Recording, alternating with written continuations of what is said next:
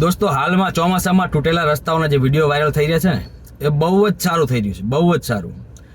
જો ટેકનોલોજીને આપણે સરખી રીતે વાપરીએ ને તો એક હથિયાર જેવું છે. કેમ કે આપણા ગુજરાતમાં તો વિપક્ષ એવું નામની વસ્તુ રહી નથી.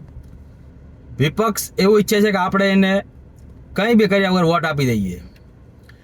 તમે જો ક્યાંય પણ બી રસ્તા ખરાબ હોય, ક્યાંય પણ બી કોઈ બી તકલીફ હોય, ત્યાં શું વિપક્ષ નથી? છે જ વિપક્ષ. પણ વિપક્ષ શું વિપક્ષનું કામ કરે છે? સરકાર તો ચલો એ નથી જ કરતી, એને રોડ ખરાબ બનાવ્યો, બધું વસ્તુ અલગ, સાચી વાત, ચાલો. પણ સામે વિપક્ષે એટલો વિરોધ જ નથી કરી શકતા. તો આપણે બધાએ એક જાગૃત નાગરિક તરીકે જ્યાં પણ આવું દેખાય ને એનો વિડીયો બનાવવાનો વાયરલ કરો. આનું પરિણામ શું આવશે એના વિચારશો, કે મતલબ કોઈ જોશે કે કોઈ નહીં જોવે, કોઈ અવાજ ઉઠાવશે, એ વિચારશો જ નહીં.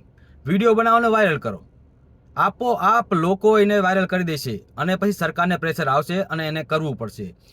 ક્યાંય પણ આવું વસ્તુ, ક્યાંય પણ ભ્રષ્ટાચાર, કોઈ બી વસ્તુ દેખાય એનો આવી રીતે વિડીયો બનાવો સારામાં અને વિડીયો બનાવીને મૂકી દો.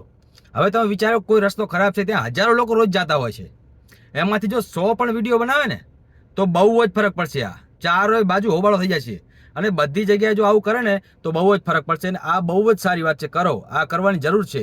ટેકનોલોજીનો હથિયાર તરીકે ઉપયોગ કરો.